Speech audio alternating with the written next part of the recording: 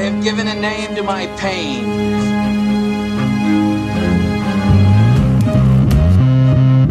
The Batman.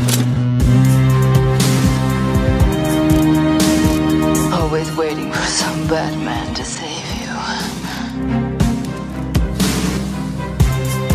It's simple. We kill the Bat of Gotham. You don't really think you'll win, do you? I'm Batman.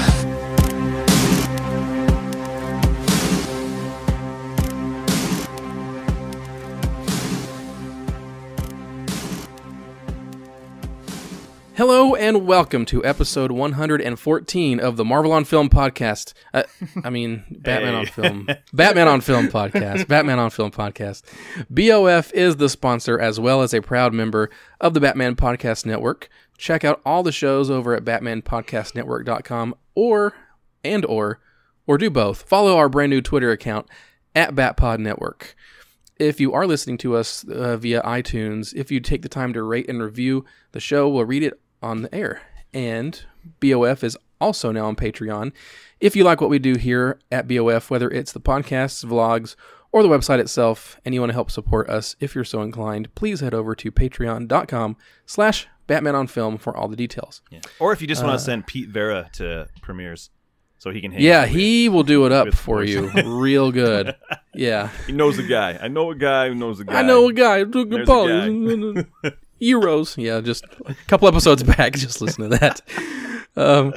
I am the co-host. Yeah, it's fine. I'm the co-host of today's podcast, Ryan Haas. And as I alluded to at the top of the show, this is not only the first, as far as I know, it's the first Marvel show for a BOF podcast, but we are also going to be discussing the much anticipated and record-breaking film, Avengers: Infinity War.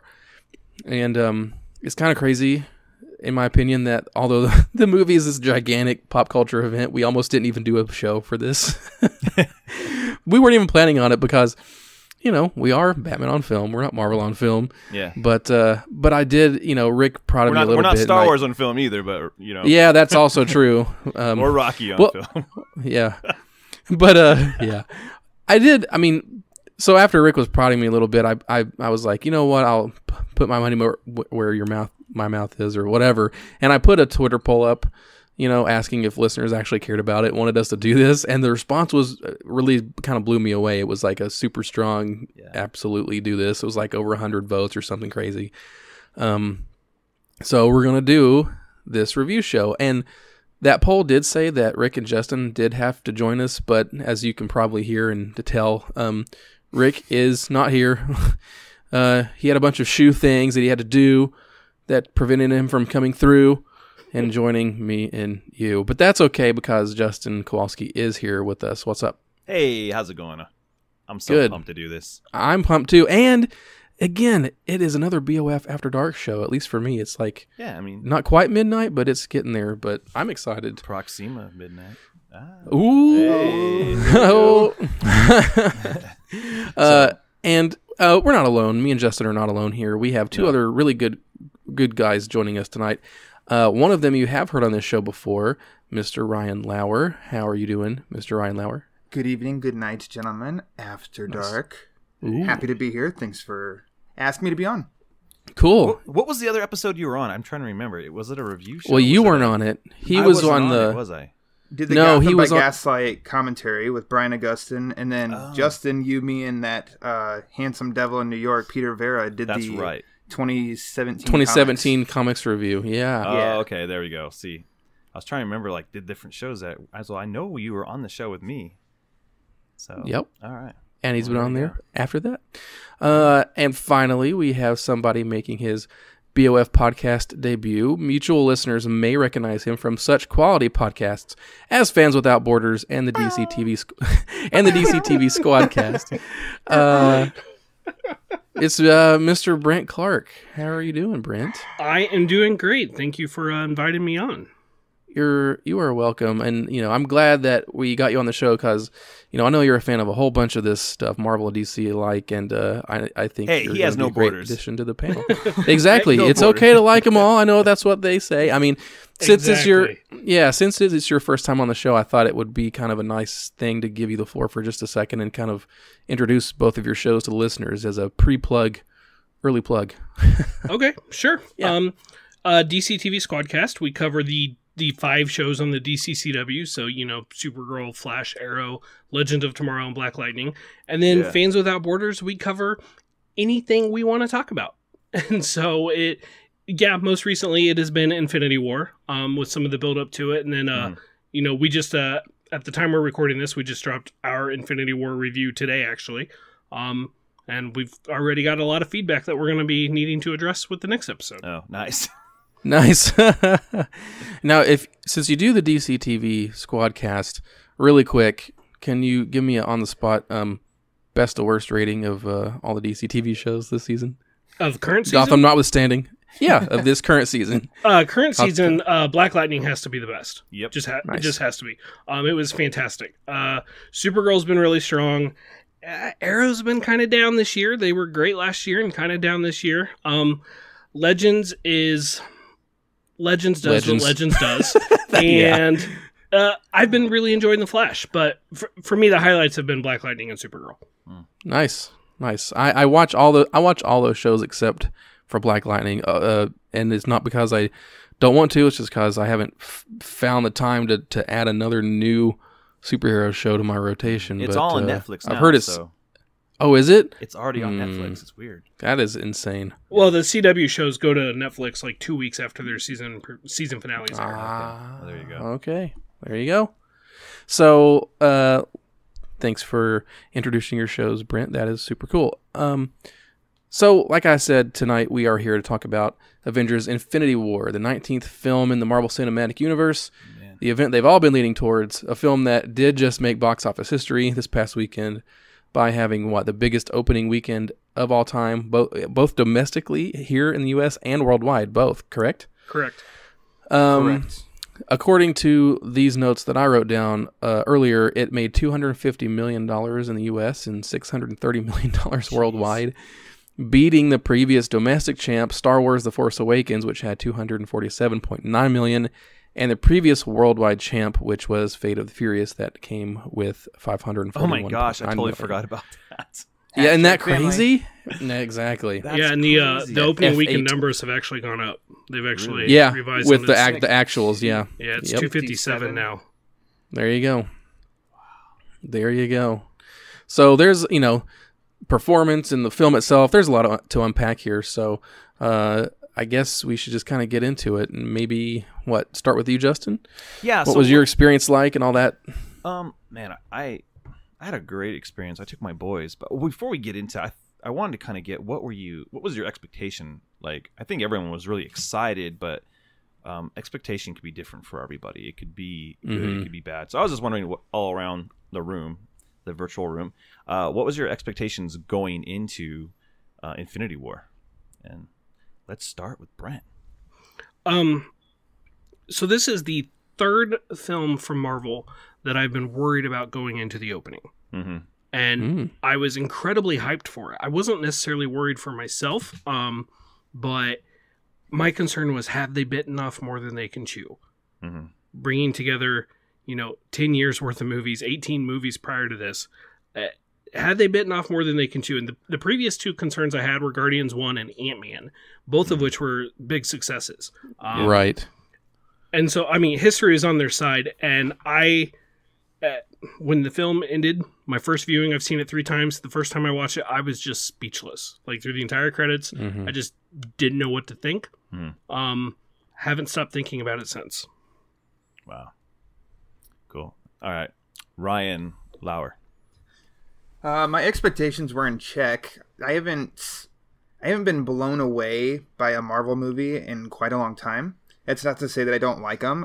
They haven't put out a movie I haven't liked, like part of the MCU. It's just I haven't really been floored by any as of late, and I kind of kept all expectations in check. And as far as like comic books and anything with Thanos, I'm completely I have no knowledge on any of it, so that's kind of fun. That I'm just kind of going in blind and only what I've seen in other movies. So I started to get more and more excited with some of the more, like the trailers and some TV spots, and then listening to some of like the cast on late night shows and interviews and stuff, because everything, all their, they were watching their language of not giving up too much or anything. But then I kind of went on blackout the week of, so just kind of to let that hype build.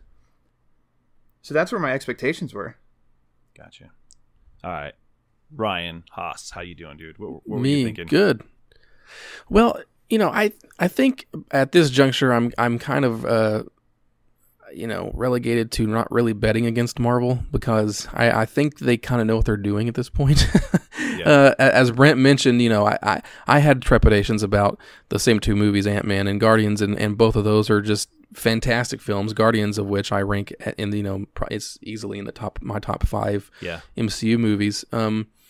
So I was excited about Infinity War, but I also quite easily avoided all the spoilers. I only watched the first trailer. I didn't watch the second trailer. It was just easy for me to kind of just not get wrapped up in it and just watch the movie when it came out. Which I'm more of a cursory Marvel fan. I'm obviously a giant DC fan, giant Batman fan, but I don't read a ton of Marvel comics or anything, but I watch all the Marvel films. So, and I'm always excited about them. I always watch them. Like Ryan Lauer said, I always tend to like the Marvel films, but there's only usually a handful that I feel immediately after I watch it like, ooh, I need to see that again in the theater. The only ones there's a small handful of Marvel films I've seen more than once in the theater. One of those was Civil War. I actually kind of watched it like 2 or 3 times opening weekend just because I was that impressed with it. So, wow. My expectations were in check, although I was excited about it. I figured they would probably, be quite successful with this, especially because I knew that this is, the first part of a story, so I wasn't worried about them having to cram everything in one film So I was quite excited to see what they did with this chunk of the story. And so that was my expectations. And then when I saw the movie, I was very impressed. Yeah. All right. Yeah, man, I think I was probably the most hyped out of like everyone here is talking. I watched the trailers multiple times, and it's hard not to, because I got 2 young boys, and I have an 8-year-old boy who all he wants to do is watch trailers over and over and over and over. I mean, he likes watching old trailers, and so he starts memorizing. It's quicker than watching a movie. Yeah, well, for him, it's like, oh, Dad, so anytime there's a trailer that's out for like one of these superhero movies, he wants to watch it over and over and over. It's like, Dad, before bed, can we watch this? I'm like, all right, let's do it. And so to the point where I'm like, oh, that didn't happen in the movie. So when you're watching it, things start popping up. Yeah. Like, hey, there's only 1 or 2 things like that, though. Yeah. Well, the not spoilers or anything, because we're past Monday, but like the Hulk and stuff. You're like, hey, that Hulk thing wasn't in there, and the guy riding on the barge, that part's not there. And so there are parts where I was like, that didn't happen. But I was really pumped going into it, man. To the point where I was starting to like want to get out of bed Thursday night because I couldn't wait till Friday. I was like, maybe we can just go down to the theater and do this, man. And so so you waited until Friday to see. I waited because Thursday. I wanted to take my boys and experience it with them, and then and so we just had a good time. Like, and the best part is not the best part, but the part where the unknowing audiences, and I think the kids, I think it impacts them more, because my kid's like, Dad, Spider-Man's gone. Oh man.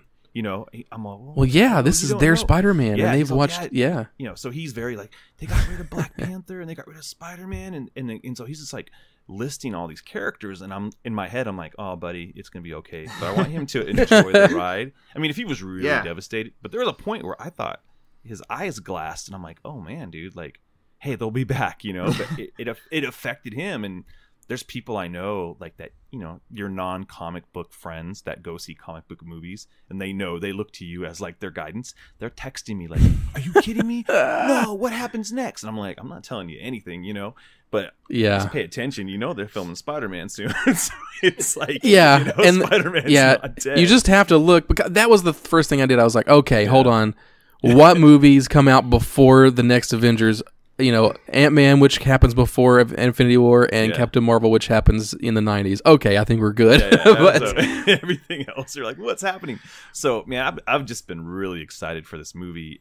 It's been one of those deals that when you talk about it, you're like, dude, they've been like putting the receipts down on this thing for 10 years. You know, my kid wasn't even born yet, and that's what I told him. I was like, this has been going on forever, and he's just like, and I'm like, dude, he got to grow up with this, and it's his whole life, basically. You know, that's crazy to think about. He's growing up with it, and it's part of his his film vernacular, culture. I guess. Culture, yeah.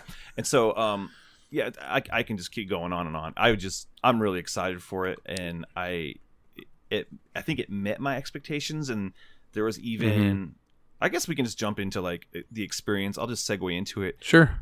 So last Wednesday, I was talking to my friend Fredo and Matt, who were doing the show with us last week, and he was like, "Dude, who can come back?" Because we were kind of talking about villains and stuff, and I was like, "Man, if Red Skull shows up," and he's like, "No way, he died. He obliterated." I was like, "No, dude, he got sucked into the Tesseract. Whatever happened with the Tesseract in Captain America, he got sucked in, right?" He's like, "No way, dude." I'm like, "That's where he's at. He's somewhere." And then when he freaking shows up in the movie, I about lost my mind, dude. And they're like, that was that was the best surprise. That was the best surprise. That's what I was saying.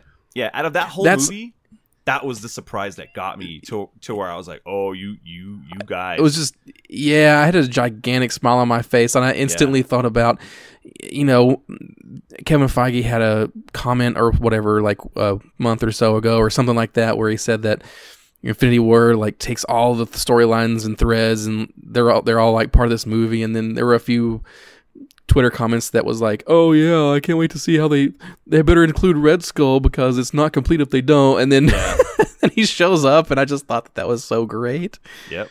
Yeah. Yeah. You know who he was played by? It wasn't Hugo Weaving. It was the dude from Walking Dead. Yeah. Yep. What was his name from Walking Dead? Aaron. Ross Marquand, I think. Yeah. The guy did all. Which I'd seen him on part of their red carpet premiere or something. I just took it as well. That's a wild card. Yeah. Right. They're just inviting the Walking Dead to Avengers premiere. Okay. Yeah, it was. Either way, I didn't care who was wearing Red Skull's outfit. But I was thinking, man, if it was Hugo Weaving, what a ruse they pulled for that would have been 6 awesome, years of him going, I don't want to work with them. I'm never doing it again. Yeah. But that's kind of to add to that of the shock of it because you don't expect it. Yeah, and I was not looking at all of. I wonder if that is Hugo Weaving or anything. I was just sucked in at that point, and it was just like, oh my god, it's Red Skull. It's not who's the actor. It's just like, no, it's the character. It's Red Skull. Yeah. Yeah, I couldn't believe it. That was the single biggest shock of the movie for me. I had no idea. I mean, I'd gone mostly dark, so I was avoiding the news. I mean, the Chant TV spot I'd probably watched 10 times, but I had no clue that this was going to be included. And I've been one of the people who's been saying this whole time that they could bring him back so easy if they want to. And there's comics precedence for him to just make it easy to recast him. It's no problem that he's different. He's gone through so many different clone bodies and stuff in the comics. Just bring him in, and they actually did it. And it's like it's like reading a comic book mega event and then throwing a wild bit of continuity and stuff in there because it's a fun thing to do. Yeah. And it pays off a storyline. It's something that you normally don't see in movies like this.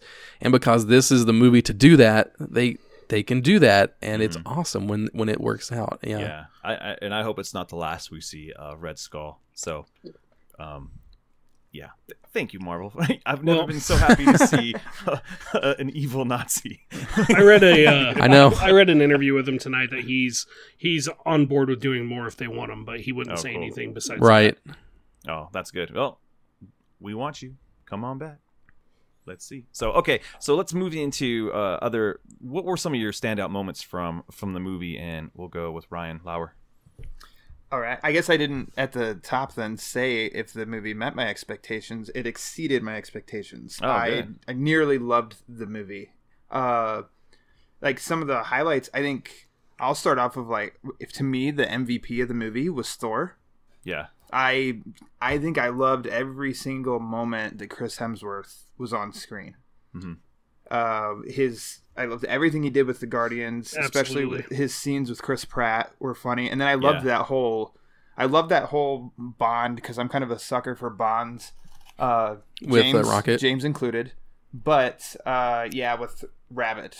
Rabbit. Yep. Oh, yeah, man, Rabbit. That was so good. That and the whole, and then and he never corrects him. That was impressive. Yeah, he just let it go, and I was like, sweet. I hope this keeps up through the movie, and it did. And then when they ended up in Wakanda at the end, I mean, my whole theater, I think I was the only one that didn't yell and clap. Yeah, like they just erupted, and I got chills. Yeah. I thought that was a pretty awesome moment. Yeah, same absolutely. experience at ours too. I was kind of surprised a standing ovation didn't break out on that Thursday night showing when Thor shows up in Wakanda. Yeah, and when Cap showed up, when he emerged from the shadows. Yes. Yep, people that went too. like, what? So My theater had a thunderous applause when Cap showed up. Yeah, it was crazy. Yeah, the one thing I didn't like about Thor's story was I feel like they just negated everything that happened in Ragnarok, which was like his whole eye patch thing. Like, I thought that was a cool, bold choice to make. Yeah. Like, not that him having an eye is this huge moment, but I felt like, okay, cool, that they're going different with Thor. You know, they're taking away the hammer, they're taking away the hair, they're taking away his eye. You know, they're still presenting the same character. It's like he had this like growth, and now they're like, okay, well, let's reset everything. And I've got an eyeball. An eyeball isn't everything. Yeah, and I was like, oh man, like, well, it doesn't make or break Thor as a character for me, but I just kind of felt like, man, it would have been great to go a few films without. Like, I like seeing Groot grow up. I'm glad that we're not at full grown adult Groot. Just don't tear down what the different things that you're doing. And it felt like it was more for a joke and not for an arc. It was like, oh, we'll give him back his eye. It's a funny thing. Who gave him the I felt eye, like though? it was exactly. I thought that was kind of a culmination of two arcs kind of coming together. Absolutely. It didn't feel like a joke to me. More like, Chris Hemsworth delivers that really great monologue about, I've lost this, I've lost that, I've lost everything, I don't have anything left, and then you see that on his face when he acts, and then Rocket Raccoon, you take a joke, yes, that has been in like the other Guardians films, and it actually gets used here as a poignant, positive thing with Thor. Yeah. And I was like blown away by that, to be honest. Yeah, he just pops it in like he just puts it in like nothing, but for Rocket to give the artificial part, he's always wanted to take that guy's leg, take that guy's arm, and it. Oh, it's great for him to actually yes. I'm gonna get that arm, but for him, that was great because they were playing off a meme that came out right around Guardians. But for him to actually give the eye for Rocket showed so much like growth, and it just shows you how much he actually respected Thor. Yeah. I can totally see that. It just felt that. He's lost everything. At least he can get thrown one bone or at least one eye. I think that was give him an eye. Fine. So sorry, I'll save my. We can save nitpicks at the end. Nitpicks because there's always nitpick. It wouldn't be a geek movie without having a nitpick. So fair enough. Verily, you're right. All right, so I just feel it's free for all. Anyone just jump in if you want to. Yeah, I'll jump in real quick because I want to give Brent the floor too in just a second. But my first viewing, I couldn't see it on Thursday either. But we've got a baby and all that, and it's hard for us to see movies. So I saw it on. Plus it was super hard for me to find like a good decent ticket as well. And I bought my tickets like just a week or so after they first were available. Well, that's too. But low. I really. Exactly. It set the because Fandango record in 6 hours. Yeah, so I kind of missed the boat on it, and I wanted to see it in IMAX. I'm kind of an IMAX snob, especially for these kinds of movies, especially with this one because they shot like the whole movie with IMAX cameras. So I really wanted to see it in IMAX, and I got an okay seat at my local IMAX, but that plus kid meant that I saw it on Friday at 10:50 p.m. Wow. But it was still a like 99% capacity screening. Wow. Everybody was cheering and clapping. It's probably one of the best audience screenings I've seen one of these movies at in quite a long time, I'd have to say. Yeah, I agree. I'd have to compare it to like maybe something like Dark Knight Rises, and that one was different because everybody was just tense and nervous and on the edge of their seat, like wondering what was going to happen. But with this one, it was more like it was that plus everything else. It was all these moments of happiness and joy and fear and, you know, shock at the end, of course.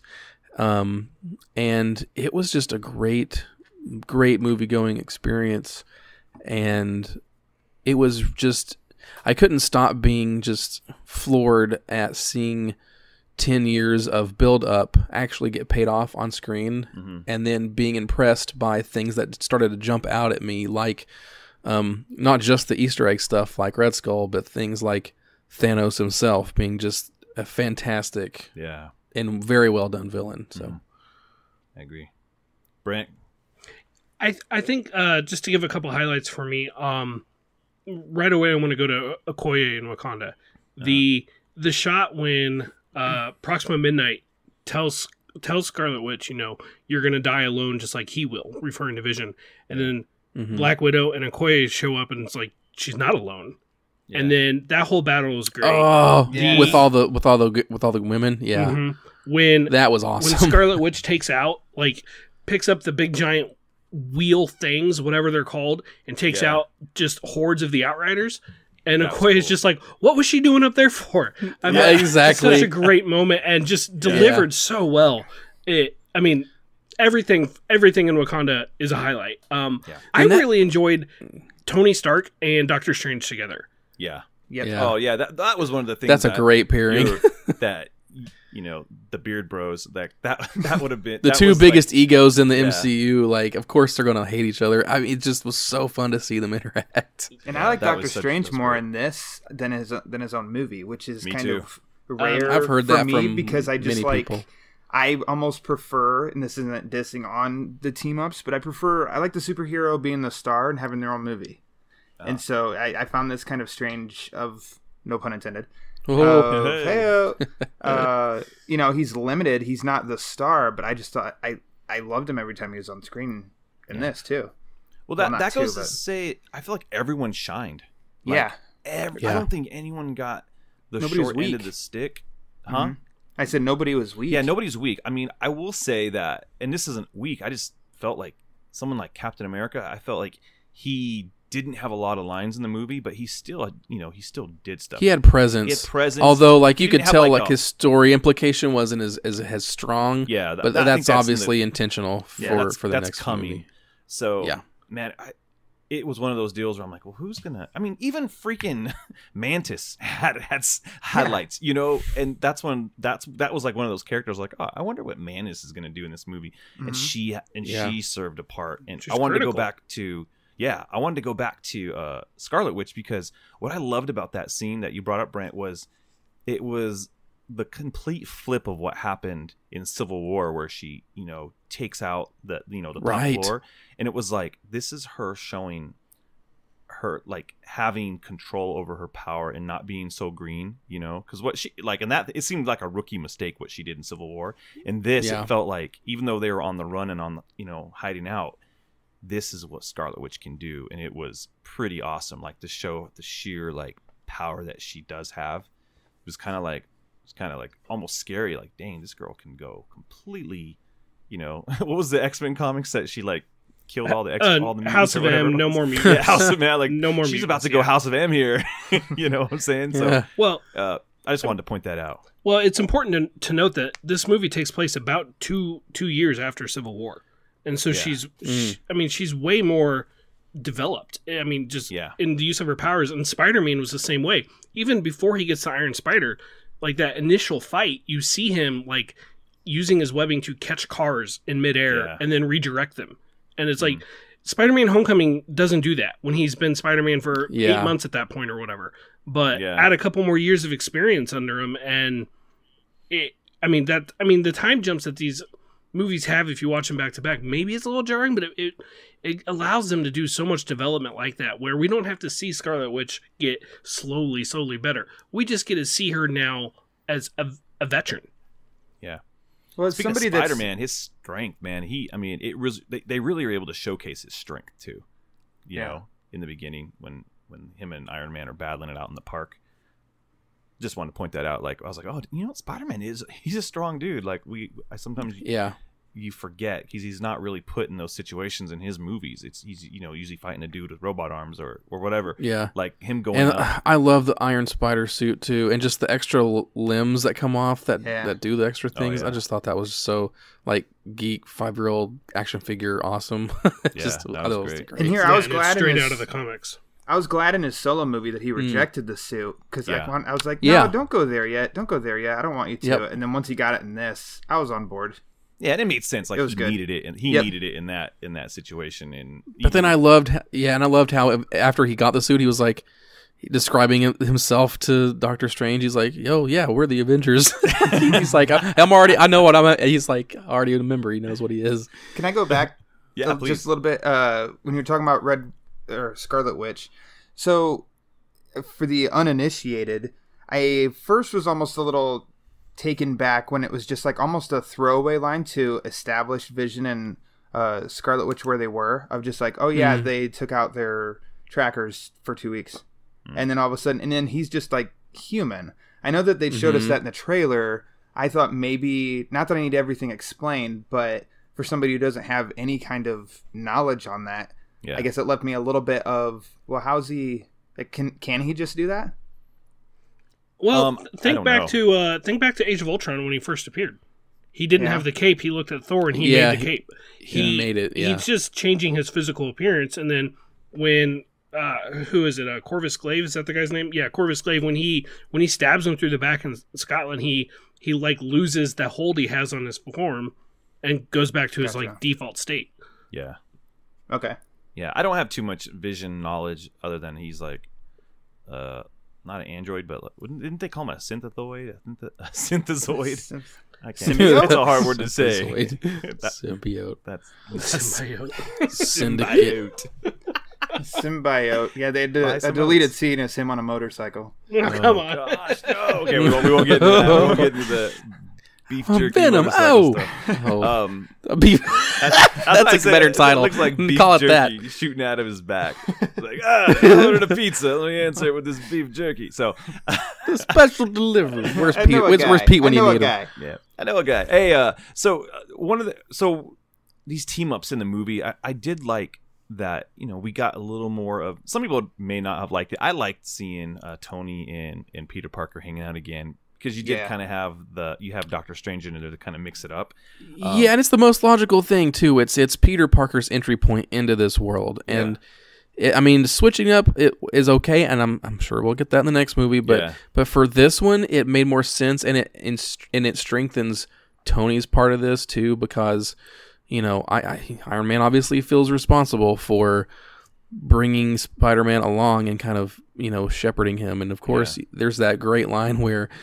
Just to kind of put the blame off of himself, Spider-Man or Peter Parker's like, oh, this suit it's like your fault because this suit's so good. And it's kind of a funny thing, but at the same time, you can see this look on Tony's face that's like, oh, he gets pissed because he knows he's kind of right. Well, and Spider-Man, he's educating all of these young kids seeing the movies about all these old classic movies. Like this time it was Alien, that really old movie Alien. Aliens, not even the original. Yeah, and I loved Downey's line, okay, no more pop culture references from you. Yeah, but that was funny. But what I loved, where I was headed was when they meet up with the Guardians. That was kind of like cool. I was like, okay, I really wanted to have this, Star-Lord Spider-Man interactions, and so they were talking about pop culture. What was it? The Footloose. They asked if Kevin Bacon was on the Avengers, and is Footloose still the best movie? It never was. It never was. Oh man, that was so good. That was such a good payoff to the to Guardians 1. So that type of stuff, like the writers on this movie, man, like freaking Stephen McFeely and Christopher Marcus, like good job, guys. Like good job. Like this was balancing tone. Yeah, balancing tone and managing everybody's like payoffs. And like you said earlier, nobody felt shortchanged, and that was not at all, man. I think everybody would just feel somebody's got to get the short end here, and just nobody did. Yeah, even I wish that we had a little more explanation, kind of on that vision thing that you were talking about, Ryan. Yeah. With like, oh, I mean, how does that? Okay, you don't need everything. Kind of like, well, he's able to do this, you know. Mm-hmm. But with War Machine, I mean, I guess all I needed to see was the leg braces. Okay, he's getting better. I thought you did see the leg braces. No, that's what I'm saying. Like all I needed to see was the leg braces. But maybe if someone's like, oh man, like I'm glad your rehab's going better. Just he did reference it. When General Ross or Secretary Ross, I guess, is saying, you signed the Accords too. I mean, he just turns around and immediately says, "I paid for that price." Yeah, no, he does reference that. Sometimes, I guess this is more of that nitpick. You're just like, okay, last I saw him, he wasn't walking. 2 years ago. 2 years ago. So yeah, rehab. There you go. Even if he's like, hey man, 2 years later, I'm good to go. Once he gets in the War Machine suit, you're good, because that was one of those deals where you're like, oh, I guess War Machine's gone, in Civil War, and so right. No, he's not. Yeah, no, I'm glad he's back. Unlike the comics, but so sometimes I'm almost looking for that like expository dialogue that you usually complain about. Just in something like this, it's so big, so your headcanon does have to come into play at times. Too bad they couldn't have like a just like in comics where there's like an editor bubble that pops up that's like, this takes place 2 years after the events of Civil War. VH1 pop-up video. Back to the movie. Oh gosh, if they do that, they should totally. Or do Stan Lee. Like the Blu-ray. Stan Lee being the editor. I mean, to specifically talk about War Machine, you got to remember at the end of Civil War, Tony Stark is already telling him, okay, you tell me what you need, and that's what we'll put into these things. He's already working on his leg braces. Give him 2 years worth of development with Tony Stark's mind, and no, he's no Shuri, but he's still going to be able to make something to help him walk. And especially when they're actually in battle, he's in the armor. The armor can stand for him anyway. Yeah, no, that's true. No, that's good, and that's just good. To talk about Shuri real quick, I love that line from her where she's like talking about Vision. It's like, yeah, you built him the best you could, or whatever. Yeah. That was so good. That was one of those things, like going from Black Panther and then coming into Infinity War. Yeah, you're like, to talk about a lead in, right? I mean, good grief. Well, I was gonna. You have to update the armor. Like Tony Stark's, he's outdated after you watch Black Panther, and so his armor, like now it's like it's up to par. It's there, but it's still like, I really wish that he had an interaction with Shuri, so she could have like gave him a little bit of shade. Oh man, well, there should have been a little bit of like. I agree. That's nice. Because she basically was doing that tech. Payoff. She was basically doing that 2 years before he was. Because she had that kind of stuff in Black Panther, which was a week after Civil War. And I would love to see her put him in his place. Yeah, I hope we get something like that in the future. But that was all. We will. Yeah. Hey, here's something. Why don't we go back to the very beginning of the movie and talk about that first just major scene, because that touches on some things we haven't talked about yet. I mean, like the main character.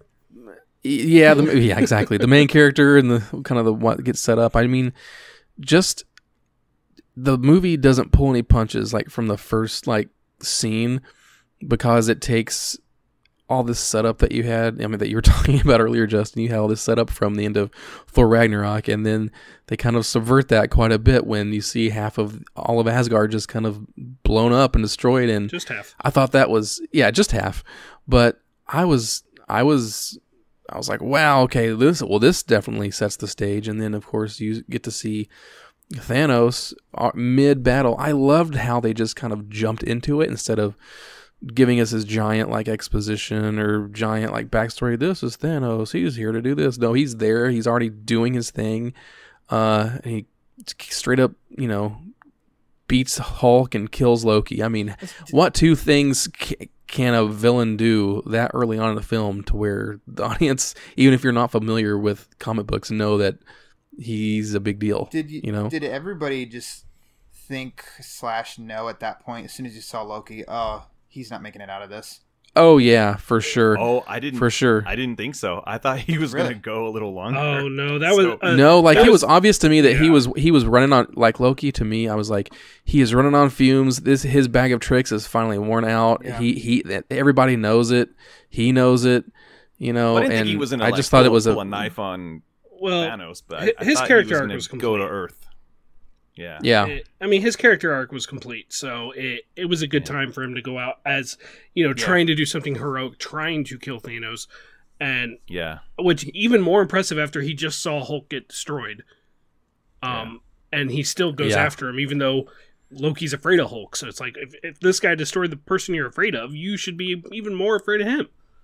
Yeah. Well, it was really besides me thinking that Loki would have made it to Earth, that was just part of like, that's where I would have took him. But for the whole point of the story, man, they just smashed everything in the beginning. Like, you kill Heimdall, you freaking kill Loki, Thanos like punks out Hulk. Like, it started off with no punches pulled, and that was a strong way to go. I just never thought that's how Loki would go out.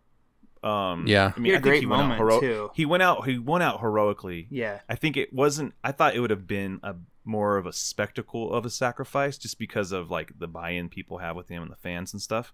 Not to say that the death he isn't he it awesome how. Yeah, but isn't it awesome how it ended up being more character-based? I think subverting your expectations was really interesting, and the movie like continually does that the whole time. And it's as big and epic as it is. All the entire movie comes down to all these little personal interactions between characters, and I think that's kind of the point. Gotcha. Yeah, and I think that's why. I mean, I think that's why we're not actually shown the destruction of Xandar when he gets the first stone, when Thanos gets the first stone. Talking about Loki dying, my second viewing, there was some girl in full-on Loki cosplay, complete with the horn helmet and everything. And I'm just like, oh, you're gonna be so mad. I'm sorry. And I didn't see her reaction afterwards, but I'm like, oh, she just. But Kevin Feige had said like within 5 minutes we're gonna know why Thanos is to be feared, and I had always kind of questioned. I'm like, I don't know if you should have said that, because that's a real easy thing to pick apart. And I'm like, okay, no, you delivered. You guys did it. Yep. Yeah. Well, And when you jump in there and you start to, and they just don't give you any BS, and you're watching on this giant IMAX screen, and everything, it looks just so good, and it's so well acted and so well done, and the CG is, and I don't know. I think the CG in this movie was fantastic, especially on Thanos. Like, Thanos, like, they sold the purple whatever dude. Like, he's awesome. It looks so good. Even had and stubble. I mean, it looked really good. And even in the beginning when he's like, his face is more covered in the armor and everything, when he's fighting the Hulk, I instantly was just talking to I was telling myself, this is a gigantic cosmic, comic book story come to life, and this is how a movie like this should feel. And I've felt like this is the first time I've really seen what the potential on screen. So what I loved with what they did with him in fighting Hulk, it wasn't just like a brawl of a punch and a punch. It was like strategic hitting. It was fast. There was kicks. Like, he was moving quick. I didn't have an expectation for him, but I kind of felt like, oh, he'll match up good against the Hulk of just like punch, punch, punch. But instead it was just more, I don't know, like strategic hitting, you know what I mean? And I was impressed with that. And like you just said, Ryan, of how good it looked too. Yeah. I liked having Bruce Banner in the Hulkbuster suit. I thought that was a funny like solution for him, but I did really want him to come back as Hulk towards the end. But I guess, that was their way of taking him off the field, because if Hulk's there and you're there with Thor and his, what the heck was that thing called? The Star Killer or the Star Hammer or whatever the heck that thing was. Stormbreaker. There you go. Even better. Better name. Point Break. The Point Breaker. That's what they should have called. Point Breaker. But then there's a chance of taking Thanos out. So, I wanted to go back to when they're on Titan.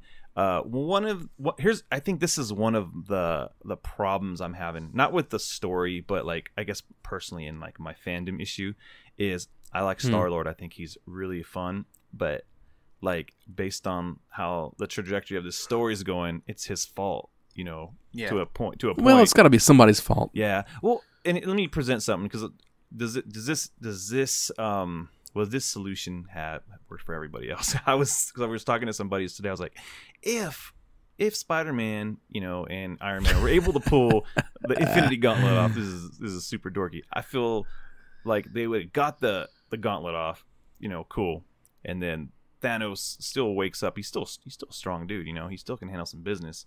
Right. I would have loved if he, even without the glove, he was able to take all of those guys out and then reclaim the glove again. I think that would have made him seem like, oh dang, dude, this guy is freaking unstoppable, because they still would have the victory of removing the glove. Because I just feel like, man, now going into like Guardians 3 and anything else that's coming up, you're like, dang, Star-Lord, you just messed everything up. Did he? Well, that's where I'm going now with Doctor Strange. Yeah. He's just like, this is the end game. Like, Well, This is the only way. Okay, I thought the same thing. I initially thought the same thing, and I even said it in our review that Star-Lord just kind of screwed the universe over. Yeah. And then the more I think about it, I'm like, but he basically lost his mind when he found out the woman he loved was killed. Yeah. And he's facing the person responsible is right there. So, yeah. No, but what did Gamora do? To save somebody she loved, she gave up a stone. Yeah. What did Loki do? To save somebody he loved, he gave up a stone. Star-Lord definitely contributed, but everyone's like putting all the blame on him, and I'm like, Loki handed over one. Gamora effectively handed over one. It's like, it's not just Star-Lord Doctor Strange, to be clear, doesn't count, because that was obviously his plan. But for the others, I think Star-Lord's getting a bad rap the more I think about it. Yeah.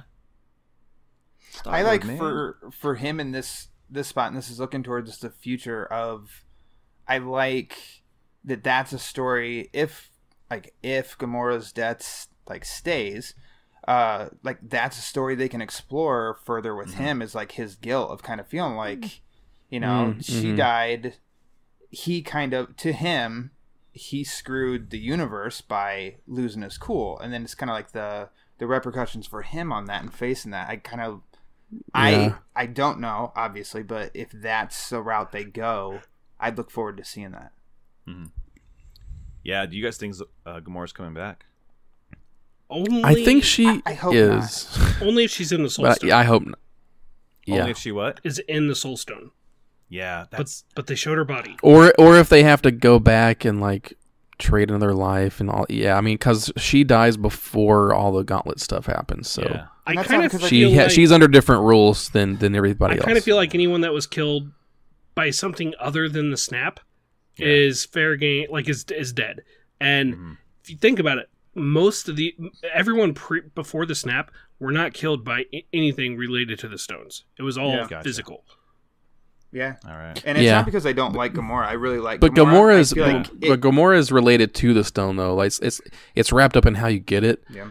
You have to kill somebody to get the stone. So I think there's something there that they could do to exploit that. But I think that's where I'm at. Man, if they brought her back, I wouldn't feel cheated because I actually like the character. I'm like, oh man, I want to see her on more space adventures. It's a win-win. It's just execution. It's just how you do it. Yeah.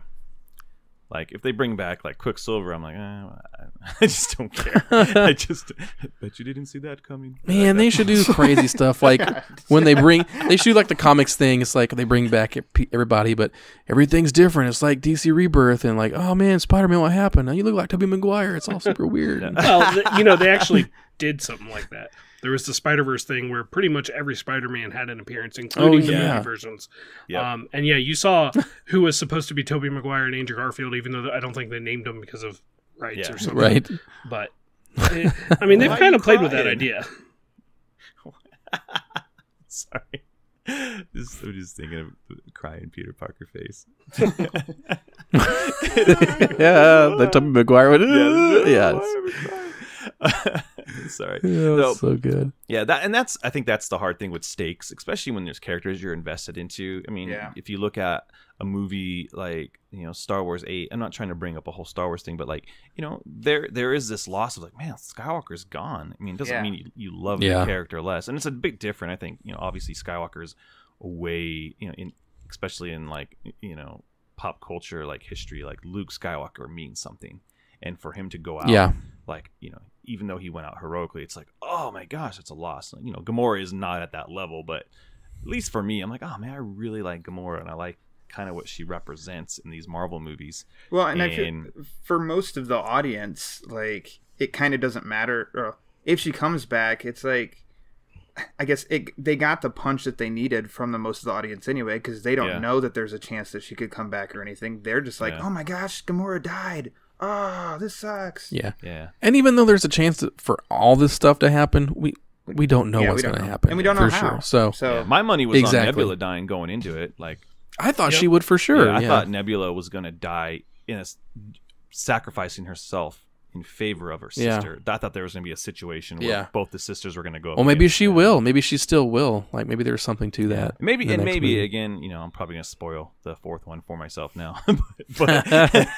So as you said with the snap deaths, I don't think that I'm alone. That Tom Holland's the way he sold it and going, I think that was the best one. Out of all. That was great. He was the slowest to drift away too, and you're just like, come on, man, get out of here. Get out of here. I don't want to go, Mr. Stark. I thought his was the best death. I thought Steve Rogers had the best reaction at the end of it all when he just sits there and says, "Oh God," and and I mean, we all assume that everyone killed by the snap is coming back, and.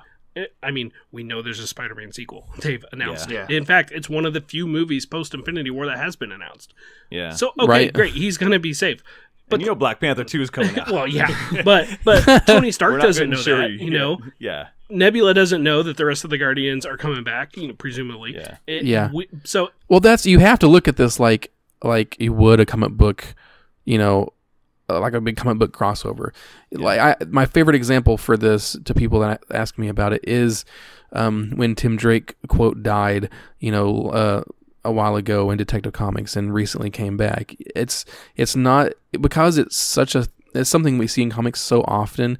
To me, it's more about execution, how it's done, and it's real to the characters, like in that story, like Batman and the Bat family, they believe Tim Drake is dead, and that's the way that they operate, and it's real to them, although the reader knows it's not the case, and you see it play out, and you see how it happens with the character. So as long as it happens in the film that way, and it's not disingenuous, I think that gives you your stakes. If you let it affect yourself in a point of like, well, everybody's coming back, it doesn't matter. You might as well just say, well, there's always going to be another movie. There's always going to be another comic book. I mean, you have to look at it from internally within the film. If the film is doing its job in and of itself, I think that's the way you have to look at it. And I think through the limited character count of Twitter with you just the other day, Ryan, I was trying to say that too.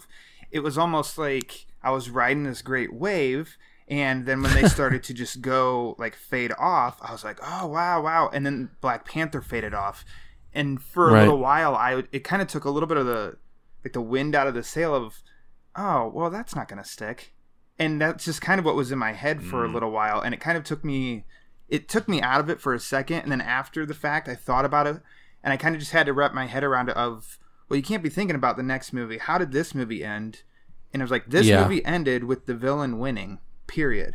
Yeah. And once it's a movie about Thanos winning. Yeah. It's like, that is crazy. And once I realized, like, accept that, like, that's the end of the movie, it's kind of like easier for me to just be like, well, don't worry about the next Avengers movie. This movie, I felt like, okay, and that's kind of what I had to understand, to just be like, well, who cares if they come back?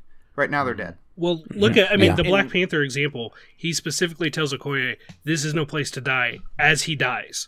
The look of horror on her face, that's what we need to be focusing on. It's not about their death. It's not. It's about it's about the survivors' reactions to their deaths.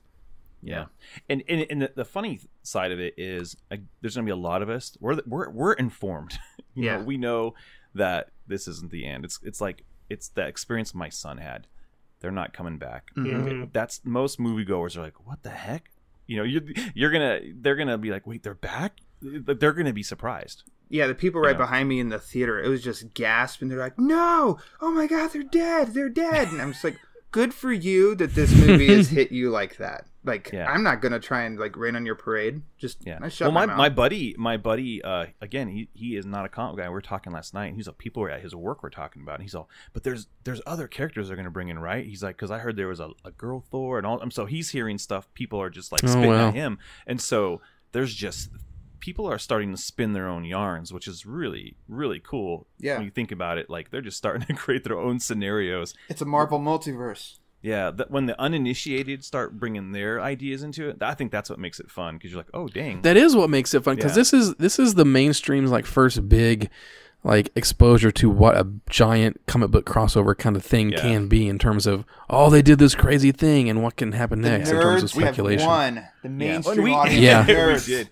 I think that's true. We take it for granted a little bit, because it's part of the storytelling of comics. Is this like, you talk about these Robin characters. I'm like, every freaking Robin's died. So you're like, oh, when's my turn? Yeah, at this point, that is absolutely true. It was just Jason Todd, but now every single dang one of them has died at least once in the comics. Even Stephanie Brown. So even Stephanie Brown.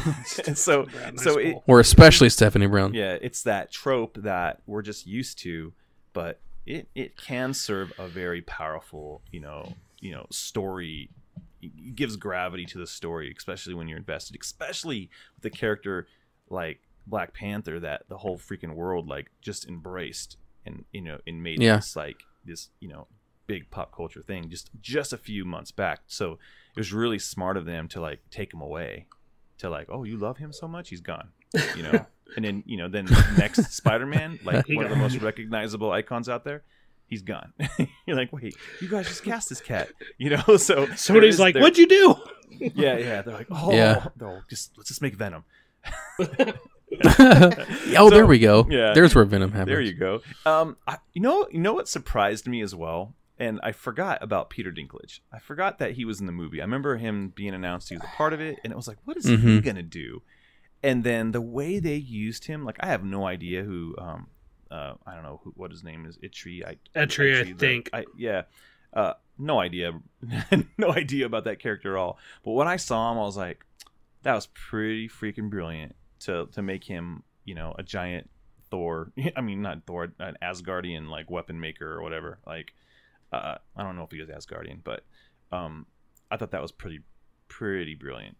What did he say? Like, everyone was thinking, what little guy is he going to play? Right. What was his exchange with Thor? It was like, it'll kill you. And he's like, only if I die. And he's like, yeah, that's what killing means. What killed is. So Thor, okay. Thor, so powerful. Able to take the full power of a star. Why in Ragnarok did his little electrical shocks in his neck take him out? He's the god of lightning. I mean, that is kind of silly, isn't it? Yeah, or thunder. I have not been able to come up with a good headcanon for that. Yeah. The only thing I can think of is some sort of collector technology. Yeah. Or not collector, game master. Yeah. And here's the thing: it's nitpicks, but there is a power issue. I think when you plan these things out, you do got to go, hey, what can take Thor out? Because it can't just be based on story. You can't be like, well, in this story, it can flex. A taser. Yeah, a taser. Is it a taser, or is it, because he just took a freaking star to the back? Jeff Goldblum, that does it. Well, Jeff Goldblum, he is the qualifier. So, yeah. I just, I guess I just have to not think about it so much. But that was one of my issues with Ragnarok. So it's still fresh. Like, man, why was Thor so easy to take out? You can. It wasn't like where he was on Earth and depowered and humbled. He's freaking Thor. He just doesn't have his hammer.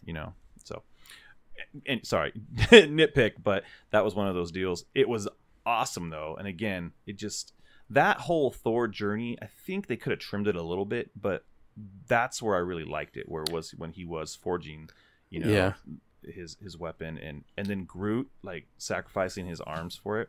Love that. It was like, oh, the teenager stepped up and finally stopped playing his game, and he's been paying attention, and now he sees the gravity of what's going on. And so I like that little moment. It was a good payoff for Groot, who really didn't do much in this entire film. If there was a character that didn't have his moment much, it was Groot until then. And then Cap's, I think it was Cap's exchange with him. Like, yeah, I am. That was Steve Rogers. I am Steve Rogers. That was awesome. Yeah, that was good. And I love that Thor said he studied Groot. It was an elective. It was an elective. As if we're to believe Thor really went to college. Yeah. Yeah, Asgardian College. I will say this. I mean, freaking my, the two big standouts in this was Thor and also the score. I think Alan Silvestri really came through in doing the score for this thing. I think it's easily the best score in all of the MCU, and just the fact that he was able to tie together his work from the earlier films he's done and make something like grand and new, and the themes he did for Thanos, like it's a very, very good score, and I think it really kind of helps tie the whole film together really well. Yeah. It was really good, and it hit all the like emotional beats. And man, that Avengers theme is so good, man. It is such like in modern like comic book movies, like it's hard to create one that lasts. And that Avengers theme, it gives you feelings, man. Like he's done it. Yeah, he's jumped up there with like Zimmer and Williams. So especially because the MCU is not really known for great scores throughout all of its movies. Yeah. But that Avengers theme, I mean, everybody knows it. Yeah, and this movie using it the way it used it, I think has definitely cemented that, because like I said, and like we said, my screening had multiple like cheering sessions when that theme and some of the moments that happened. Yeah, it was really great, man. Such a dude, I want to go see it again, and just I want to sit in an empty theater to experience it, because I love the fullness of a full theater, but there's something about the emptiness. And I love a packed theater. That's my favorite way to view a movie. But I also like that it's all to myself, and you get to kind of like, I think you experience it different, so you can appreciate. Put your feet up. Yeah, put your feet up, hear everything. Well, I missed a lot of beginning conversations because they followed like a funny moment or something, and because my theater was so packed and everybody was so responsive, which is great. It was kind of like, oh, hush, I can't hear what they're. Oh, okay, and I don't know how crucial it was. Probably isn't, but I want to hear all the dialogue. So I'll benefit in a second viewing for sure. Yeah, that kind of when Drax was talking about, he's a man in relation to Thor, that basically made me miss the line. He's like, it's funny. Like something had a baby with an angel, and it wasn't until the second viewing where I actually heard it. A pirate had a baby with an angel. Perfect. You are a dude. This is a man. Yeah, that was good. That was really good. Can we go back to Thanos? Yeah, please. Okay. Yeah. So there's no path anymore. It's okay. It's a free. I want to ask permission, teacher, please. No. This is after dark. There's no rules. There's no rules. That's true. The only rule is that there are no rules after dark. So his introduction was great, and I thought, like, yes, this is kind of the villain I was hoping he'd be, because not to sound cliche to a lot of criticisms, but not many of the Marvel villains stick with me, except like Loki and Red Skull. Yeah. So the way that he started was great, but I kind of felt he softened up a little bit, which is weird to say considering some of the stuff he did throughout the movie. But just the way that he got us at the beginning, and I think that was a good way to start with him. He just softened up a little bit. I'm not going to say it softened up. I'm just going to say that the movie demystified him. And once you learn about like how this movie is about him and his journey and his mission, they gave the character like this real pathos, even though he's like, a sadistic mad titan. The movie does a great job of getting you to understand, and not to totally be on his side, but any good villain, understanding where he's coming from, and just a lot of and I don't think that made him a weaker villain. I think it made him a stronger villain because it almost made his mission more terrifying, because he's not just, I'm big and bad and I'm going to destroy the universe. He had this like emotional need to do it, and I think that made it that much more terrifying, especially when you see things like what the fate of Gamora, and just to see the look on his face at the end of the film. You don't get to that shot at the end of the film if he just goes through the movie being, I'm Thanos, I'm destroying everything. Yeah. It wouldn't work nearly as good. I think they gave his character depth that the comics version just doesn't really have. I read the Infinity Gauntlet for the first time a few weeks, probably about a month or so ago, and it's like the overall story beat is the same of hunt down all the stones, snap your fingers. But I feel like they did it just so much more interesting here, because in the comics, literally, he's just trying to get with Lady Death, like the physical embodiment of death. And he just, it's like she's his crush. And I'm like, to me, this is so much more interesting, the reasons behind it, because you can see the reason he's doing it, because he's basically concerned with overpopulation. And then, I mean, they sell you that he genuinely loves Gamora. They show it from the moment he collects her, and he's like, probably used her thinking of her as a weapon, but how that just develops. And then he still looks at her as a little girl, because when you see her again at the very end, after the snap, he doesn't look at her as an adult. He still sees the little one. And I feel like they gave him just so much a more enriching character than what they did in the comics. Yeah, so I know what I just said about him, like I was criticizing. Still loved Brolin in the role, still loved Thanos, still loved how he looked. So I still loved him. It was just that little bit I felt just like there was a little softening up, and I just kind of wondered if they didn't do that. And that's the thing too. Is like it's an adjustment you have to make when you watch the movie, because we've experienced 18 or whatever films of seeing him just kind of sit on the throne and look like an evil badass, the man who doesn't and like then to here, stand up. right on the throne and all that, and then in this movie you kind of it gets subverted a little bit. Just even there's no more poignant shot to compare to that until you see the throne room where he doesn't sit on the throne, he sits on the steps. I mean, they do all this kind of stuff to kind of subvert your expectations and kind of show you what the character is really like. And that's what excites me about getting another viewing in, is I wonder how much, if like, oh, I remember what I said, scratch that, I don't care anymore. Yeah, I feel like with Thanos, we've been waiting to see him since 2012. You just you're at that point. You're like, that's his little pop-ups here and there. Like, was it Guardians that? Guardians of what? He had like the most like he had the most screen time, and then he kind of shows up at the end of is it Age of Ultron? Yeah. You're like, okay. So I think those are.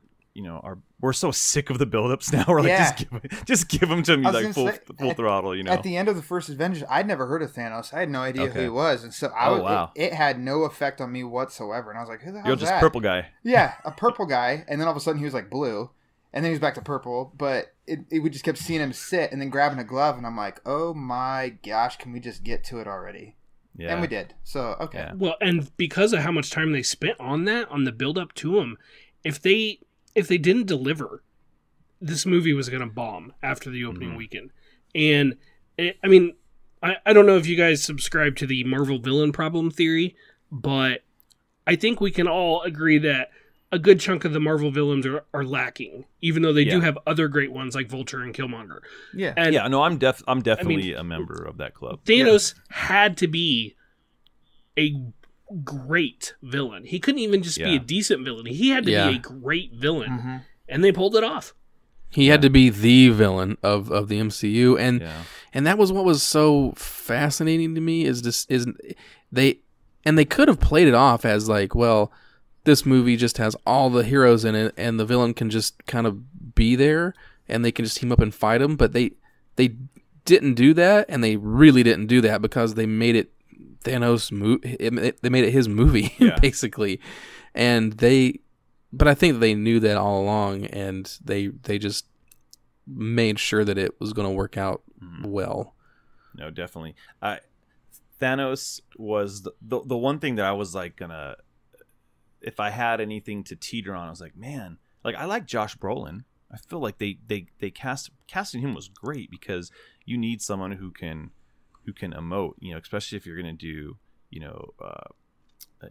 capturing and all that stuff, put them in a motion capture and however else they did this, I was really hoping that the CGI can match up with the emotion, and I think that's what kind of for me made it work the best, because once I like, you're going to scrutinize, and I scrutinized a little bit when I was watching. I was like, how is he looking? And I bought every single time he was on screen. Like I said, Like I started looking at his face and his stubble, and because I wanted him to feel real, and he did. The performance comes through. Yeah, it's not just Josh Brolin's voice. It's like Josh Brolin's actual facial. Yeah, it felt like he was there, and so I think that's what really connected me to Thanos, because the well is not deep with Marvel villains, at least for me, and that goes even in the comic books. They don't have a whole bunch of characters, outside of the Spider-Man villains, where you're like,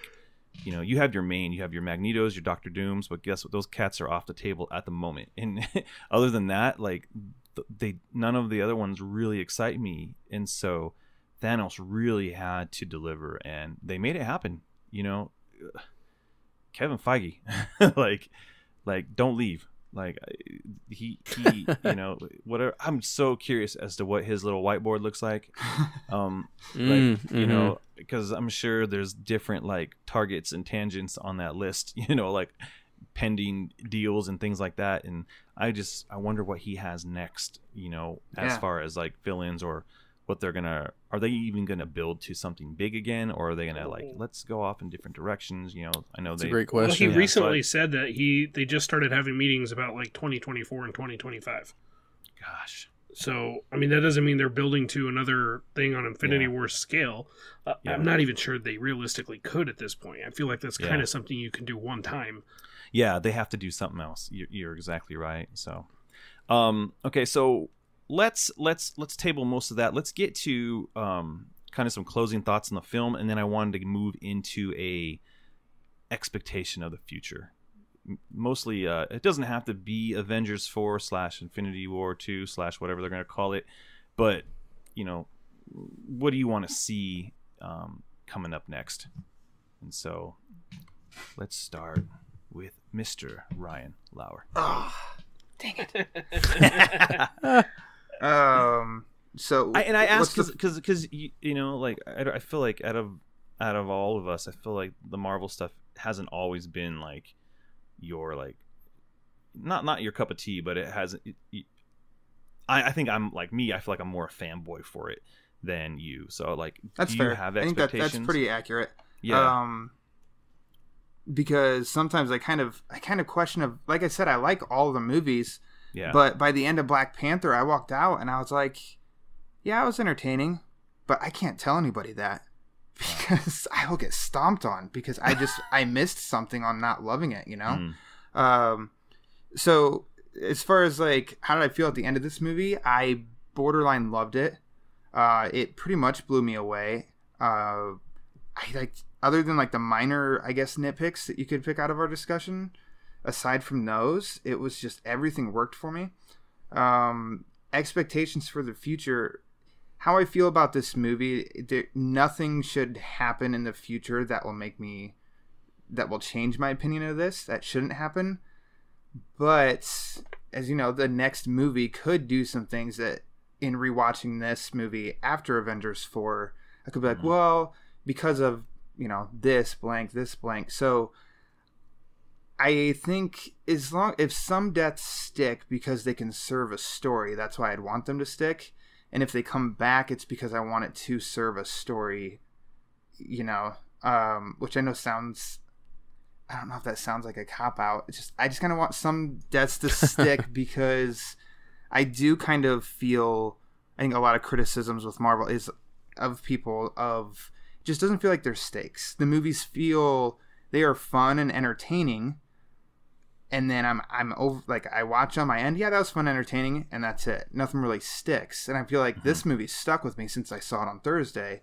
Yeah. And I want stuff to be like, yeah, but in Infinity War, when this happened and that stuck, it's like that works more for me than in the next one they do a time shifting and nobody died and Iron Man, he just said, you know what, I'm hanging up the suit, and Steve Rogers just sails away or something. So as far as, I don't try and plan of, I hope this and this happens, because I don't want to get married to any idea. Like, yeah. I don't know how this works in the comics. For the next year, there's going to be thousands of articles about like, well, in the comics this, I'm going to avoid all of them because I don't want any kind of tip. So I mean, there's there's no reason to think that the Russo brothers and then the writers don't have a satisfying end. Yeah. So I think I'm just like, I don't know. Yeah. Hope that it's good. Yeah. I haven't been disappointed by the Russos yet. Exactly. Since they've jumped into the Marvel Universe. Everything that they've done has been really good. So and I watched an interview with Collider and they asked some good questions to him. And of course, they're going to say the right things. But they were just like, Marvel has never put us into a corner. They've never given us limits, restrictions, anything. They're able to do what they want.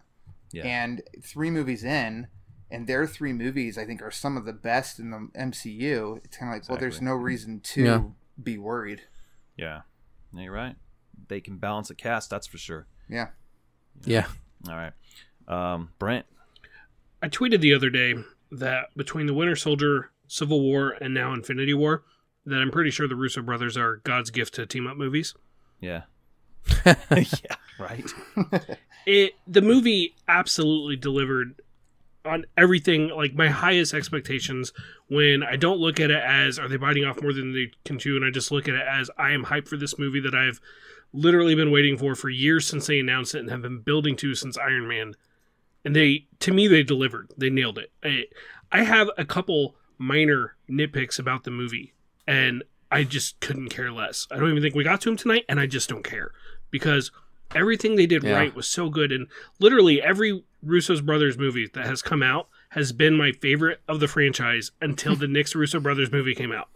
And it just, they just keep upping the game of, Winter Soldier was a pretty big story, and then they upped it even more with Civil War, and now they've just upped it astronomically with Infinity War. And it's like, I don't know what they're going to do with Avengers 4, Infinity War, Infinity War Part 2, Avengers Assemble, which is my personal preference. But at this point, I no longer am worried that they've bit off more than they can chew, because they've already proven that they have it down. There is no director in comic book movies that I would trust more than those two. And I'm like, when Infinity War is done, give them however much money it takes and whatever characters they want to keep them around. And I'm not a director guy. I don't follow directors, but they've proven themselves to me. And this movie, I literally went and saw it 3 days in a row. I've never done that before. 2 of them were planned ahead of time, and the third one I was like, I gotta see it again. Yeah. I have my theories. I have knowledge of the Infinity Gauntlet, which I'm guessing you don't want me to say. And so I know what they did in the comics. And I know that it's like, okay, we're at the snap. That's only partway through the story. I know how it was resolved there. I also know how it was resolved there with characters that aren't on the table.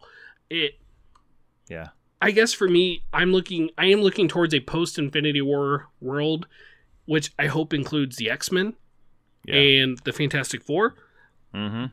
And, well, frankly, Spider-Man permanently, because right now, there's just, it's like, the first deal is over. They're in a second deal that they did, and I'm like, I want this to continue. Yeah. And well, what's going to happen. I don't mean to interject, but when Venom does not do what they want it to do, the new deal will appear back on the table. Be like, oh no. There you go. Not to throw us off in a tangent, I will say the Venom trailer, I liked it far more than you guys did, and it's the first time I had any kind of sense of like, okay, positive feelings towards this project. And I'm like, because they got the spirit of Venom right, but I'm still worried not having Spider-Man in it. But doing the Life Foundation's a nice pull. But there were all these theories that there was going to be something like, the symbiote, which if they need to correct that, but about like connected, like, was it going to be on the planet Titan and come back with them? And Tom Holland allegedly has a cameo, which I half expected there to be something on him, but I was like, I don't know, but I just. And in fact, can't wait to watch I'm forgetting her name, but whoever's in charge of the Sony side of it even basically said, yeah, of course it's in Spider-Man's world. And Feige's like, is it really? Feige's like, is it? Well, I honestly think that is such a great video. I honestly don't want it to be. I'm the guy who I champion shared universes more than anybody. What was that? I said he's in San Francisco, right? Yeah, in this movie, which is comics accurate for his character. He was in San Francisco for quite a while, but I champion shared universes more than anybody, I feel. And I kind of don't want this to be connected because when they did Spider-Man Homecoming, Sony basically hired Marvel to produce the movie, to make the movie. Yeah. They got production fees out of it. And Marvel, that's what I want to happen. I want Marvel to make these movies because with Marvel characters, there's nobody I trust more. Yep. Yeah, but it doesn't. It helps Marvel out to make the Spider-Man movie because they want to put Spider-Man in. Well, because he is their biggest character. In Avengers. He is. Yeah, it doesn't help Marvel out to make anything else other than that. It's like they're not going to make the Venom movie because they want it to crash and burn and get it back. But you know they got notes. Like, I mean, Spider-Man is like from products from licensing deals, lunchboxes and toys and pillows. Spider-Man is the biggest character worldwide. Yeah. So of course they're going to do anything they can to get him back. He's the only Marvel character. I'll say it. Even pre the movies, he's the only Marvel character in the same level as Batman and Superman worldwide. Notice. Yeah, that's true. It's true. I don't care what it takes. You get him back. I'll say it. Buy Sony. I don't care. Get Spider-Man back. He's that important to me.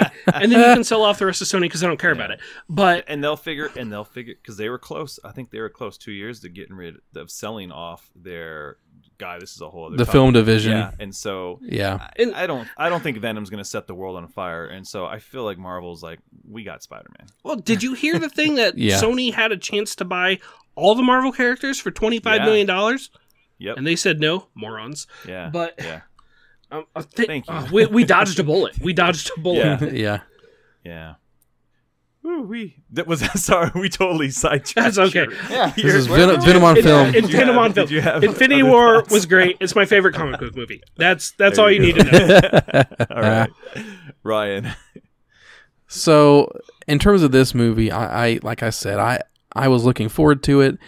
And I knew it was going to be good. I know not to bet against Marvel at this point, but I was not prepared for just how much I would enjoy watching this and how impactful it would feel at the end and days later. I have not yet been able to see it past my first viewing, but I really, really want to see this movie again. I think it's going to be one that we keep talking about for years to come. It's something truly special, something that can only have been done by, stellar execution over, 19 films in 10 years. It is a comic book mega epic story come to life. There were moments in the movie where I felt like, in the Wakanda battle, it felt to me like this is epic. And I hate throwing that word out too often, but it felt as epic to me as like a giant like Lord of the Rings battle or something like that. I was like, I am now seeing that scale of a story truly feel that way on the big screen, and I couldn't say anything better about it. I mean, and the way it ends, I think it's bold. I mean, the stakes, as long as they matter to the characters, then they matter to me. And I think in terms of the sequel, as long as they figure out a way to make it satisfying without feeling cheap, I think they'll be in a good spot. I mean, it was hard for Thanos to get the gauntlet and get all the stones, so I expect it to be equally as hard for it to get reversed. So as long as they do all that, years, no. Yeah, exactly. as long as they hold up that end of the bargain, I think it'll be just fine. Yeah. All right. So that's your final thoughts there?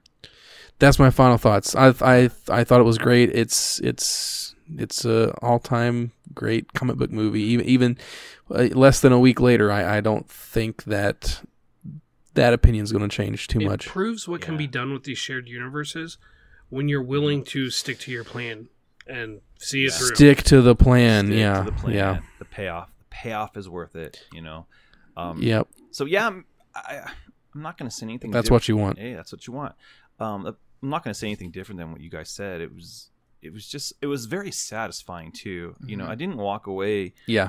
Of course, because I'll throw it out there again. There's always the nitpicks because you're just like, well, what if this? Because we think so hard about it. You're just like, you almost ruin it for yourself. But yeah. Well, see, no, and that's the thing for me too. Like, I fully admit, because I am more of a DC fan, obviously, than Marvel. I don't nitpick Marvel movies as much. I it's easy to let myself just walk into the theater. Like I said, I was like, I don't care. I'm not going to be spoiled. I just walked in and watched the movie, and I let myself get blown away by the movie. So I'm not very nitpicky on them. And that's probably why I like Iron Man 3 as much as I do, because there's some people that hate that movie, and I'm I really like it. I don't like that one. I like it's it. On my it's in the bottom of my list. Yeah, I don't want to get into a ranking right now. We need to do rankings sometime. Yeah, we'll do that with Rick Shu because he loves to rank. He's like, I want to. Well, he needs to watch. He's only watched like 3 of the movies. Yeah, so well, there you go. He's already got his 3 done. I know, right? Come on, Rick. So as far as like satisfied, I love this movie. It's it's in my top. I don't know what. It's just in my top Marvel movies. It was just everything. Yeah. And I wasn't spoiled. That was the good thing. There was things I kind of guessed at, and I landed right on. Them. I was like, bravo for Marvel Studios in moving the film's release date up at the last second, because it originally was in May for us. Which was after the worldwide release. It was like after the worldwide release, and then they decided like, you know what, let's actually bump it up to match more of the worldwide release because they were afraid of the spoilers, and I think that was absolutely the right call. And I'm glad they did that. And really, at least from what I've seen, most people have been very respectful of trying not to spoil people. Yeah. Except for Forbes. What was that article they put out? Yeah, but even that wasn't one of their like movie guys. It was like a tech guy or something. But it was that was. But that's what I mean. Like in the scale in the scale of like what was going down. Like everyone's been pretty good. So, like I love the fake ones. Like they're all the end of it was Avengers versus X-Men. Like people picked that up for a second. Batman showed they up. They even had like a fun hashtag campaign. They had the hashtag Thanos demands your silence hashtag and stuff like that. And so they made it. There's been all those memes that are like. Images that are spoilers without context, and then it's like a picture of like Rafiki holding Simba over a cliff, and it's like, oh, okay, I get it, I get what you're doing there, but look no further than the pinned tweet on my Twitter right now at SMB_Ryan. So moving forward, what I want to see, I guess in the next, I want there to be, and I guess this is almost like a prediction at the same time, is I want Cap and Iron Man to kind of come to terms with Civil War, and they're probably going to go out as a sacrifice together. Once those guys' contracts are up, well, what I'm saying. I think they're going to sacrifice. Their hands held, and man, coincidence that they're going to go out as bros, dude. There's no coincidence that the original Avengers are still alive. Are all still? Yeah, I think that's very obvious, right? Yeah. Like they're the ones that have to actually band together to fix this thing. I think that's kind of cool. Yeah. And I'm all for setup. And the only thing I want to see, so other than that, the only thing I want to see, and it's probably not going to Hawkeye. happen. I want to see Hawkeye. I want to see Daredevil show up. I want to see Luke Cage. No way. But they're not in the same universe. No, they are. No, they're not. Are you being serious? I am 100% serious. If you really watch all those shows, the stuff on ABC is in the same universe. The Netflix is not. Ever since the split happened where Feige no longer answers to the head of Marvel, but straight to the head of Disney, he could not care less about the TV division. And I say that as a guy who, in general, values TV more than movies. I like long-form storytelling. Mm-hmm. I would love to see Daredevil, Spider-Man, and Punisher take on the Kingpin. I would love that so much. Oh. But they're not in the same universe. So if we ever do see Daredevil, it's not going to be Charlie. Which way? And they said the incident. They talked about the incident. That's the only thing they really reference. And there was a reference to the raft in Jessica Jones season 2. And there was a reference to the president in Luke Cage, and it was not the same president. Think of it this way: TV will reference the movies, but if the movie doesn't do something with TV, it's not a two-way street, and it has to be. The movie doesn't need the TV series. But the movies have referenced S.H.I.E.L.D. The things that have happened on the S.H.I.E.L.D. TV show have affected the movies, like the helicarrier at the end of Age of Ultron. That came from S.H.I.E.L.D. And characters have gone to, like, Nick Fury has been on both S.H.I.E.L.D. and back on the movies. Nothing like that's happened. Did they have Lady Sif on They did have Lady Sif in season 1 for one episode, 1 or 2. Okay. But definitely they had her. There's been a couple people like that. There's nothing like that with the Netflix shows. Oh, I'm just saying, will Foggy drift away into ash? on season 3. I did see a funny thing saying the only crossover I want is to see Iron Fist drift away and there you go. Get snapped away by Thanos. It's all Defenders too. But Yeah. I mean, don't get me wrong. I love those shows. I take off work the day they're out. I binge the crap out of them. Yeah. I would love for them to be connected. I would have loved to have seen Daredevil, but it's just not going to happen. I exactly, and I say that because if the only dream I have is to have like all the cosmic heroes like out doing business and like, well, who's taking care of New York? And it's like Daredevil, dude. His little theme song shows up, and Luke Cage. Like, I don't even care about freaking Iron Fist. Like, he can go get sandwiches. I just want to see my. Here's the thing: because Daredevil's my favorite like Marvel superhero. I love Daredevil, and I want it to be Charlie Cox. I think he's doing a good job. But anyways, that's a pipe dream, and or maybe it's a Billy Club dream. How about that? Hey, it's an episode. You're allowed to have dreams, Justin. It's after dark. Dreams. It is after. Ooh, it's true. After dark. Here you go. It's a dream I share. It's just not one I can believe in. See, that's good, man. That's deep. A good way to put a little pin in it. So, thank you guys for talking some Marvel Infinity War with us. This is good stuff. It was fun. Yeah, I really appreciate the invite to come on. I had a lot of fun doing this. Thanks. Yeah, exactly. And a ranking episode would be awesome. Yes. Or a train wreck. Or a train wreck, yeah. I think if Rick's on it, it'd be a train wreck. A ranking with like all 19? He'll be like, well, hold on. Tell me what happens in Thor Ragnarok again, and then I can I can rank it. Spoilers, I have my rankings all ready to go, Justin. Are yours ready? Well, when we were going to do it last year, I still have my rankings, but I have to adjust. Me too. I got to adjust. There was like 4 movies that came out since we've made that list. I have all of my movies ranked. I update it every time a movie comes out. Yep. Oh, man, if you want to let it rip, let it rip. No one wants to hear 19 titles, but I mean, well, you could probably guess what numbers 1, 2, and 3 are based on what I said about the Russos. There you go. If you could do a hot take each one, just be like 5, go, top 5. I'll tell you my top like 5 right now, which it fluctuates a little bit, but actually it changes now based off of last week. But it is no particular order. It's Guardians of the Galaxy, it's Winter Soldier, it's First Avenger, Black Panther, and now Infinity War.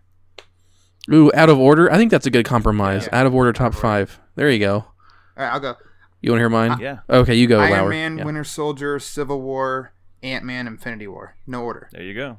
Ooh, Ant-Man. There you go. That movie should not have been as good as it was. I don't know what I was expecting, but that was my trepidation. Was that one? Yep. It was good. All right, so out of order. Yeah. Winter Soldier. Yeah. Spider-Man Homecoming, Infinity War, Black Panther, Civil War. There you go. Wow. Ryan Haas, clean it up. No one has surprised me yet, so Ryan. Okay. Out of order, top 5. 3. Thor 2. No. Spoilers, no. Also, spoilers, no. So, top 5, 1, 2, 3, 4, 5. I would give you Guardians of the Galaxy, Civil War, Black Panther, Infinity War, and Iron Man 1. Oh, okay. Nice. Good stuff. You're the only one that said Black Panther. No, I said Black Panther as well. Okay. I said Black Panther. Me too. Yeah, I think we all said Black Panther. I said Ryan was the only one. My bad. I should just say me. I shouldn't speak in third person. Me am Whoops. Groot. I am Groot. Yeah. There you go. Oh, that was funny. All right, cool. All right, guys. It's time to plug Mr. Ryan Lauer. Yes. All right. Plug away. One thing I have to plug is Twitter at Lauer_Ryan. That's LOWER. I just tweet out Batman stuff and then reply to your guys' stuff and Bill's stuff and Rick's stuff. That's what I do. Hey. All right. Well, hey. It's much appreciated. You're a person. You exist. I am a person. Unlike Thank some you. people who have faded away. That's right. Into Too soon. Thanos' afterlife or his whatever. Maybe it's a nice resort they all go to. It's like Infinity War, like they're on a Bahamas beach or something. It's like the same place that in the 60s Batman. We're bringing it back to Batman in the 60s Batman movie where they get dehydrated and get turned into dust. 60s Batman did it first. 60s Batman did it first. It did. Oh gosh, that needs to be mashed up. Somebody get to it. I need to post that on Twitter real gold fast. They just need water. I am tweeting that out right now. There you go. All right, Brent. I guess talked about Fans Without Borders and DC TV Squadcast up top, so I'll just say Twitter's at BrentAcPrem. There you go. My DMs are open because I'm crazy, so feel free. Yeah. Oh, man. I got some DMs today. Woo-wee. All right. So, Ryan.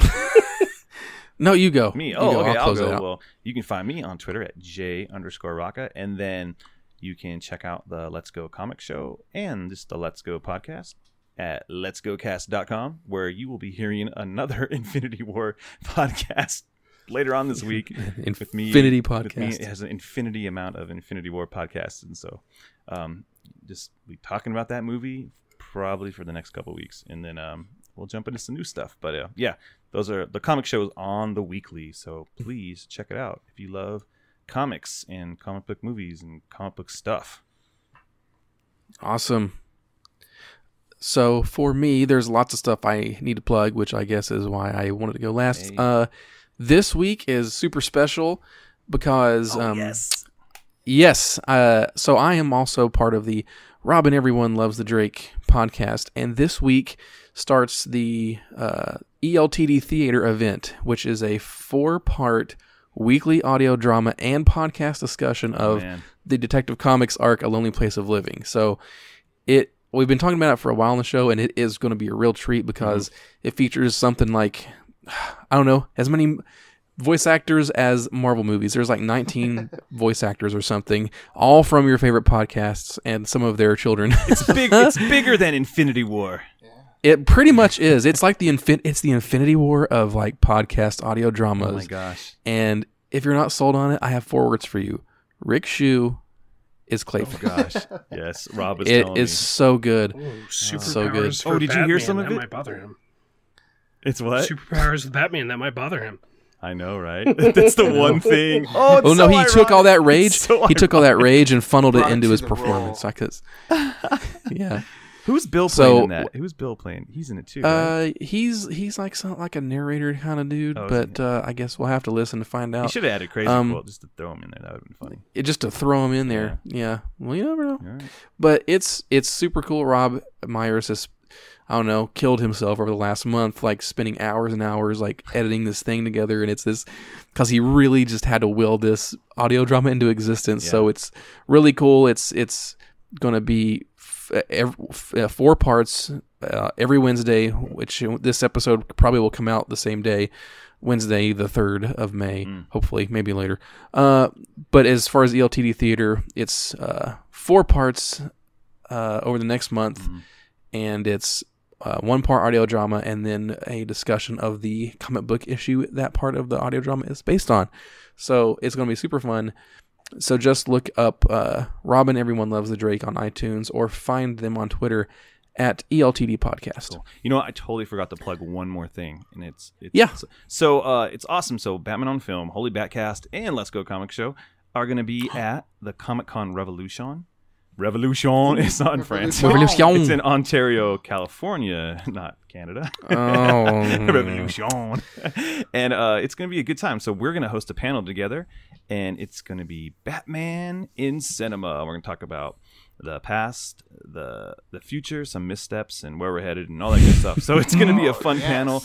I can't wait for this. Is it going to be recorded? I gotta listen going to it. record it. And here's the thing. Like this Comic-Con, it just started last year, and it is fantastic. I mean, they have Kevin Conroy and Lauren Lester are coming, Diane Pershing. So all the Batman the Animated Series like voice actors are going to be there. They have a really cool thing going on as well. Like you can go watch Deadpool that weekend with Fabian Nicieza. Oh gosh, I hope I said that right. Co-creator of Deadpool. So they have a lot of real cool like things happening that weekend. It was a really fun con and really well organized, and I'm excited to be a part of this year. So, again, That's cool. It is Saturday, May 19th is when it's the whole weekend, but Batman on Film and Batcast. Hey, Justin, if you need it recorded, you know a guy. Peter Vera. I know a guy. You know a guy. He'll record it. I know a guy. For you. Oh, hey man. Holy Batcast on film. We'll make let's this go. happen. We'll make this happen. Yeah. Hey, if he wants to fly out to California, because he dresses up too. He puts on a can do that sports on his jacket. dime. Side note, we were talking. He's like, "Hey, what should I wear?" I said, "Put a coat on." Put a coat on. He's like, "I got a coat." He did. I know. It was pretty slick. He pulled it off. Dude, that guy. He's hanging out with a treasure. Oh yeah, he's hanging out with Catwoman and Harley Quinn. Just he's a guy. It's just a Tuesday for him. He's the guy. It's just Tuesday for him, right? It's just Tuesday for me. Oh. Hey, hey, I'm gonna go get a chicken parmesan sandwich afterwards. Maybe a bagel. Who knows? Meatball hero. Meatball hero. Hey. So, so there you go. Yeah, check. But yeah, so if you want, go check that out. Check out Comic-Con Revolution. Yes, I'm excited about that. Yeah, it's gonna be fun. And the other thing I'm excited about is what should be the next episode of this podcast, which is our 25th anniversary spectacular episode retrospective of Batman Nightfall. And I'll just bury the lead here and spoil it. It's a big discussion part, but it's also an interview with Chuck Dixon, the co-creator of Bane, and writer of a ton of Nightfall. And it's super good. It's a really good conversation. I'm still in the midst of editing that because I'm trying to make it like really nice. But that should be the next episode of this podcast unless we decide to fit something else crazy in before that. Cool. Yep. And as far as more plugs, you can follow me, Ryan Haas, over on Twitter at SMB_Ryan, as well as the Batman Podcast Network at BatPod Network. And I already talked about the Robin Everyone Loves the Drake podcast. You can find them at ELTD Podcast on Twitter. And man, I think that's all. So that's the longest plug ever. Yeah, like I said, we just keep making content, and for some reason there is so much of it just to kind of get through. I don't know why we're doing all this. So I hope you all enjoyed this conversation, because I sure did. I'm glad we made this the first. Seems appropriate to do this for our first BOF Marvel type of show. And that wraps it up. So for Justin, Brent, and Ryan, I am also Ryan. Thank you for listening. And as always, Batman on Film, authoritative, definitive, and the dadgum original. We'll catch you next time.